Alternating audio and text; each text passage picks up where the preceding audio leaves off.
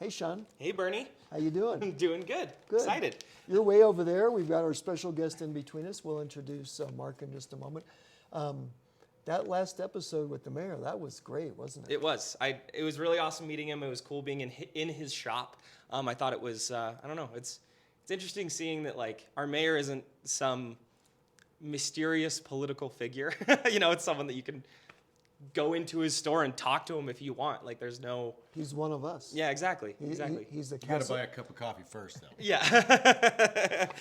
He won't say a word to you until you buy a cup of coffee. Exactly. So Mayor Gray's awesome. He loves Castle Rock, and he shared with our viewers all the reasons that Castle Rock is so great. We're going to hear more about that today. So this is Castle Rock Generations, where we remember today. I'm sorry. I've already forgotten. Sean, I'm going to let you do Okay. it. It's Castle Rock Generations. We remember yesterday, embrace today, and imagine tomorrow. Thank you for bailing me out, You're good. as always. No podcast should be perfect. Let's be honest about Well, we have heard that, and none of ours are. that. Yeah, exactly. That's what makes them interesting. Exactly. So we're sitting here in Castle Rock Bike and Ski, and what we're going to do today is talk about why Castle Rock is such an incredible place to live for people who enjoy activities in the outdoors. Our guest today is Mark Neel, who's one of the owners of Castle Rock Bike and Ski. Mark, just in general, is Castle Rock a great place to live for the outdoor enthusiast? It is now. It wasn't when I first moved down here. It was a little brutal. We lived up in Denver. I had a bike shop that I was involved with for several years up there, and we would, I'd have to travel a half hour to go mountain biking. You could go down to Wash Park and go road riding and running and things like that. But if you were a mountain biker, you still had to do a little bit of traveling. And when we moved down to Castle Rock 24 years ago, the closest place to mountain bike was Indian Creek. So I had to drive 35 minutes to go ride. And I would do that 3 or 4 times a week. And then I got the fortunate lucky star of Rich Havel walking into my shop one day in the early 2000s, and he and I started conspiring about we needed single track mountain bike riding in here in town, and we needed to expand the trail network. And at the time, Castle Rock had really invested quite well with the developers in putting together a lot of hard surface trails, so concrete bike paths. And for the size of the town, when we got down here in 2001, it was actually fairly well established. They had done a good job, but they had really no single track mountain biking or single track hiking trails anywhere in the city. And clearly in the state of Colorado, that's a must if you want your community to grow. I mean, Boulder's known for their hiking and biking trails. Fort Collins has done the same, even Colorado Springs. So I think a logical progression for the city of Castle Rock was getting the Parks and Rec Department to really start to focus on soft surface trails. The beautiful thing about that is soft surface trails are relatively inexpensive to create compared to concrete bike paths. They're literally about 1/10 the cost per mile. So it was kind of an easy nudge to get the town council, the Parks and Rec Department to really recognize that's something we wanted to develop. And one of the first kind of projects we got off the ground was actually developing Memon Ridge. At the time, the Memon family had donated that property to the town of Castle Rock many years previously, and there was a lot of social network trails up there that kind of went nowhere, looped around a little bit. And so a good friend of mine and I approached Rich about, can we custom build from scratch some single track trails? And they weren't a very big single track network. I think it's a total of about 2.25 miles. It's the first place I went single track mountain biking in Castle Rock. Absolutely. So I'm going to interrupt you for a second. We have your wife, Casey, who's off camera, but we were talking about, before we went on air, about the history of cycling in Castle Rock. Right. And we were remembering back to when the Tour of Denver actually started in Castle Rock. We had all these great roads up in the Meadows area, and we had the time trial up there, the circuit race, and then the race actually ended at Civic Center Park in Denver. But back in the early 80s, a lot of the racing teams from Denver would come down here to train because there was no traffic. That's right. And then the Elephant Rock, which is one of the most famous recreational road cycling events, at least in this part of the country, started every year in Castle Rock. Yep. So Castle Rock really cemented itself many, many years ago as a place for road cycling. Absolutely. And then through your activities, the development of the single track trails developed. And we now have some pretty famous trails in addition to Memon. Do you want to talk about those? Absolutely. So the first trail network that was developed after Midland Ridge would have been Ridgeline Open Space, which is on the south side of the Meadow subdivision. The county or the city, it's about 270-acre property. And so we were able to bring in a trail builder, and they built an initial 8 miles of single track over there. And then obviously the next big project was putting together Philip S. Miller Park, the MAC, which is probably the crown jewel of any park of Castle Rock, and really the crown jewel of any park in any city in the state of Colorado. I mean, it's won multiple awards. It's a phenomenal property. We agree. We're going to do a remote from Philip S. Miller's Excellent.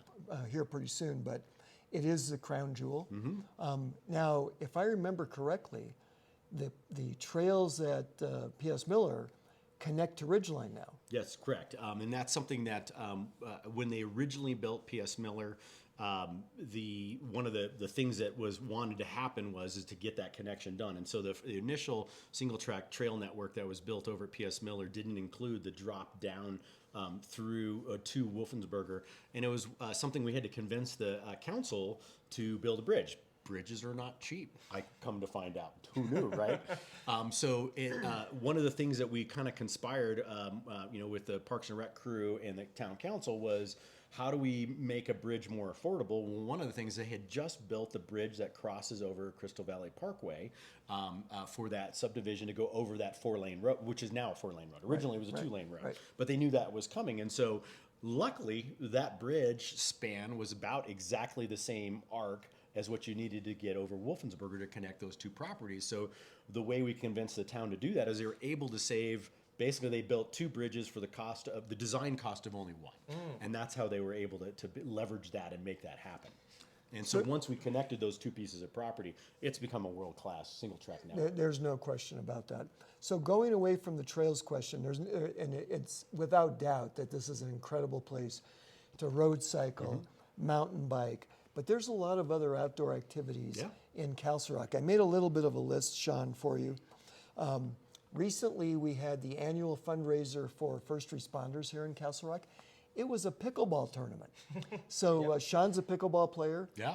Pickleball, like you were saying a little while ago. Fastest growing sport in the country. It's incredible. I played it for the first time a couple weeks ago. It's a lot of fun. But we're going to do an episode on pickleball. We have a skateboard park here in Castle Rock. Yes, that was one of the first things that actually the Parks and Rec put into town that wasn't a traditional ball and sports type of facility, whether it was a tennis court, softball, baseball facilities, basketball courts. The town, when we first moved here in 2000, the Parks and Rec department had done a phenomenal job of really supporting what I call ball sports or traditional sports, and we had a very good net park system that did that, but they didn't have anything that was more alternative sports like hiking, mountain biking, and so the skate park was something that was one of the first projects that I got the opportunity to at least be an advisory on and talk to. And one of the things that when I first moved here, the original intent of the skate park was they were only allowed skateboards on there. I was like, well, you got to let the BMX kids on that. You're going to make half the population immediately a criminal if you tell them they can't ride there, and they're going to go over and do it anyway. So that was one of the things we kind of helped them realize when they were doing the design of the skate park, was actually incorporate and make sure that the transitions and the copings would actually work for not only a skateboard, but also for a bicycle. It's a fantastic spot. Now, the hard surface trails, I use them a lot. I notice the rollerbladers like to use them. Yeah, absolutely. And runners, walkers, hikers. Yeah. So pretty much any outdoor activity, Castle Rock embraces. And what's really nice is you can do it right out of your garage. Yep. The way the connectivity of Castle Rock, the way they've designed all the hard surface trails, really allows most residents, you don't have to climb in your car. You can actually just do it right out of your garage. And that's something that most people between Fort Collins and Pueblo don't have the luxury of. They have to get into their car and go do their sport. Drive to the pickleball court. Here you can walk to the pickleball court. So they've done a phenomenal job. Yeah, there's a massive, when we first moved, so I grew up here, but my wife and I just recently bought a house over in Founders.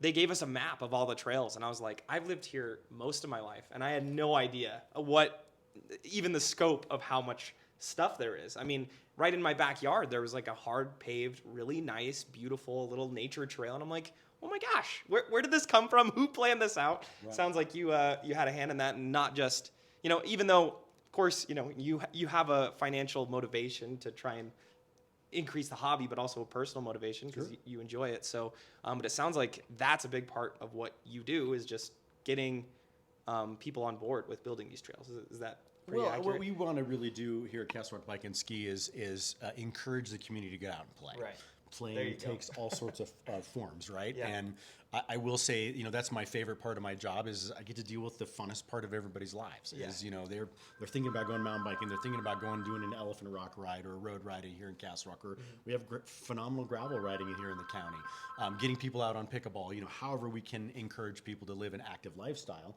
And Castle Rock routinely comes out as one of the more active, fit communities in the nation every year. Yeah. And I think that's a big draw for the town. And having the town really invest heavily in its Parks and Rec program over the last 25 years has really paid off.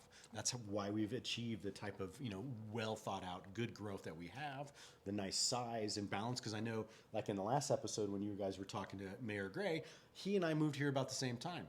You had to leave town to get about 70% of the stuff you needed to survive on a daily basis. We don't have to do that anymore. We have every amenity, everything. In fact, it's almost like you could be cocooned here in Castle Rock because we've really developed all of those services, whether it's, things you need to get at the grocery store, or, the hardware store, the Home Depot. Go to the movies. Go to the movies, right. Go You to were talking about college. the movies, right? And that was one of the first things we did. We were one of the first advertisers at the movies because I was like, we have a movie theater here in Castle Rock. Right, just incredible. Absolutely. So before we talk about the shop, which we want to talk a little bit about, you and Casey were also involved in developing the downtown park that most people call the crown jewel of downtown Castle Rock, Festival Park. Talk a little bit about why that was important. Well, it's funny. I've been here long enough. That used to be a dirt lot Right. that nobody knew who owned it. And really, I will give a lot of credit really to Casey, Jason Bauer, Greg Bowman. Those are the guys that really were part of the Downtown Development Authority, and they were really pushing to figure out what can we do with that. Because you were here, remember, when we had the Merchants Association. I was the president. We did our first kind of outdoor movie series. It's kind of the start of developing all of these events that we now have. And we're like, where are we going to have that? What are we going to do with that? And so we had it the first couple of years. We did it on 3rd Street between Wilcox and Perry. But we kind of outgrew that space. And so Casey and the Downtown Development Authority approached the town. I was like, what are you doing with that? Who owns that piece of dirt triangle that's right in front of the police station? It was like this abandoned field, right? And so it was fun to watch them as a Downtown Development Authority really put plans together. And the initial park was pretty simple, as you remember. They kind of put some sod on there, graded a little bit of an amphitheater and some rocks, and that was it. But that sufficed. It was a huge improvement over a dirt lot. We had started doing events there, and then obviously the development and creation of the current park was really an awesome thing because it has become the central hub of town. It's won international awards for a downtown park. Sean and I have an episode planned from Festival Park.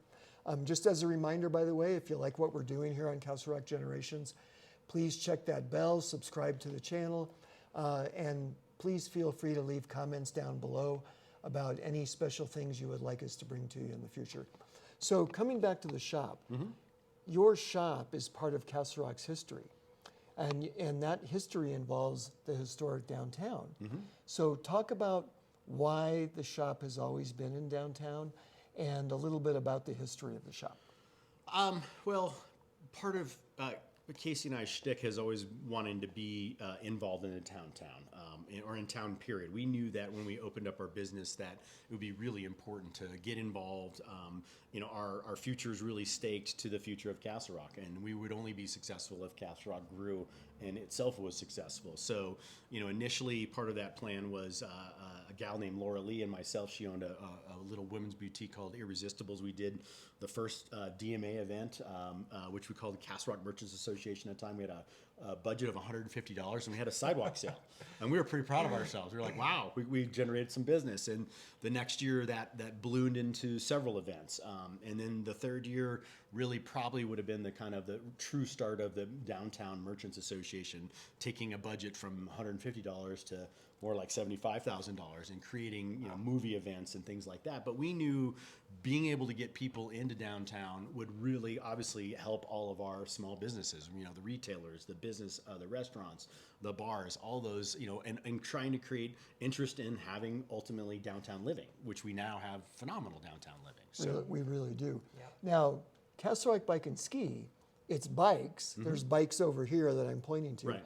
But behind us is some ski stuff. Yep. Talk a little bit about the involvement in skiing. Well, it's always been a huge habit of mine, I should say. I'm a little bit addicted as a skier, but for me, when we opened the business, I mean, I've worked in a lot of shops in the Front Range area that were only bike shops, and I personally like to be busy twice a year. So when we went to open our business, including and doing skis and snowboards, service, repair, rentals, was really a great way to not only make our business more successful, but also have the opportunity to engage people in another passion of mine. Not only is bicycling a huge passion, but so is skiing and snowboarding. So just trying to get the community out there to realize, we live in Colorado.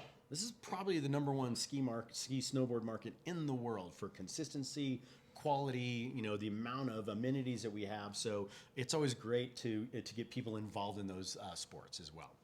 So why Castle Rock Bike and Ski? Why is this the place for people to come? Well, we hope that we take very good care of our customers. I mean, what we love about Castle Rock, and has always been really evident from when we first moved down here, was a sense of community. Everybody talks about small town, right? And as Jason eloquently said in the first one, is we want to have the small town feel, but the large town amenities, and that is something that I think the town government, the town staff, all of the business community, all the residents take great pride in the fact that hey, we're from Castle Rock. We're a really cool community. We got a lot to offer, and so those are the things that I think we really wanted to bring to bear here in town. So Sean, do you remember in our introductory episode, you had talked about growing up here and starting to understand what makes Castle Rock special. We can't see it on camera, but right across the street, folks, is the brand new Douglas County Library that's headquartered here in Castle Rock. Why don't you talk a little bit, Sean, about going back to that piece about, as a young person in Castle Rock, growing up here, the special part that you identify with. Yeah, it's interesting because, and we talked about this, and I'll mention it a million times over. People in my generation, a lot of them say, "Oh, there's nothing to do in Castle Rock" or whatever. And I think earlier we mentioned like this being a little bit of a cocoon. I think you said. Yeah. I'm more familiar. I've heard the word bubble, right? This is our little bubble. And that generally has a negative connotation, right? It's like, oh, we're stuck in this Castle Rock bubble. But the beautiful thing about Castle Rock is I know that I can walk into any one of these shops here, and all the people who own them are going to be in there, and they're going to be nice people. I can ask any question I want, right? Like there's so many hobbies, so many different things to do here. I mean, just down the road, there's the scuba shop, right? Mm-hmm. There's Castle Rock Bike and Ski, which is where we're at right now.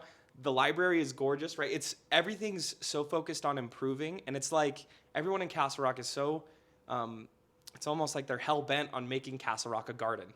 It's like we're all trying to make this beautiful, wonderful place. And you mentioned community, and that's that feeling that's keeping me here, right? A lot of people have left and they've gone to college or whatever it may be, and they're like, oh, this isn't as good as my hometown, right? Like this isn't as good as Castle Rock was. What made it so special? And then they come back and they realize, oh, it's the people and it's the mindset that everyone has here. And I think it's wonderful.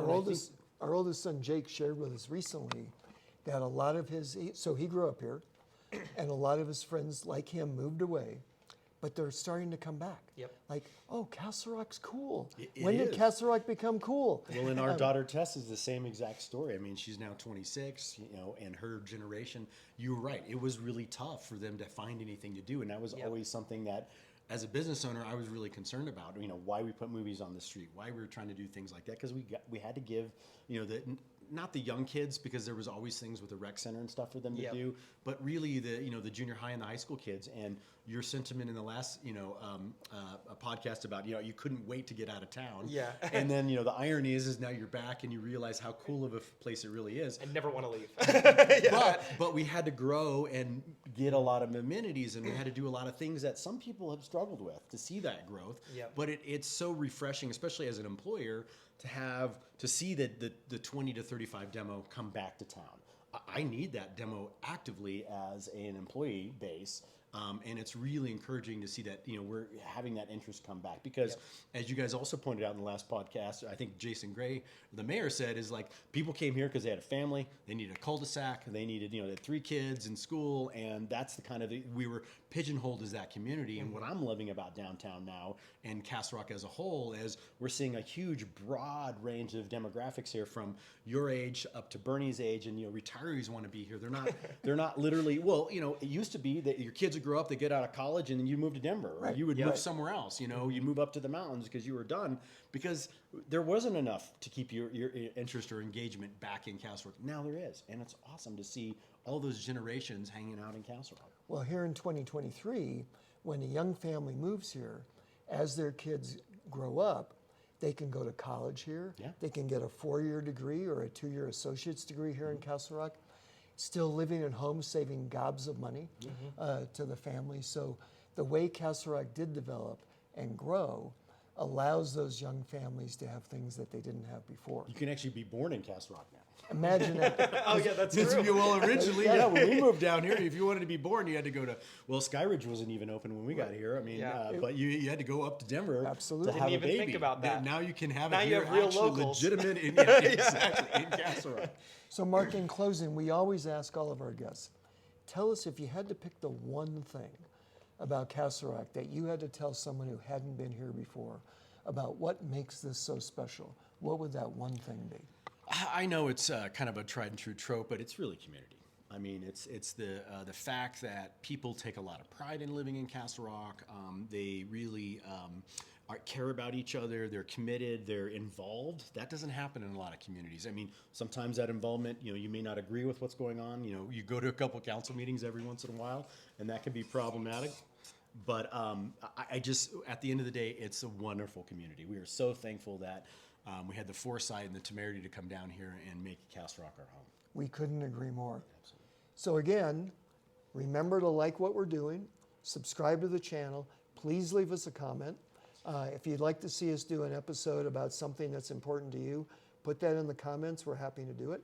Also, we're gonna try and maybe announce some of our remote shoots, especially at some of the parks. If you wanna come out and watch a podcast be recorded and see just how much fun we have, we're going to let you do that in the future, right, Sean? Yeah, absolutely. That sounds great. The most important thing you can do if you want to have us keep doing this is just send it to people. Share it on your Facebook, share it wherever.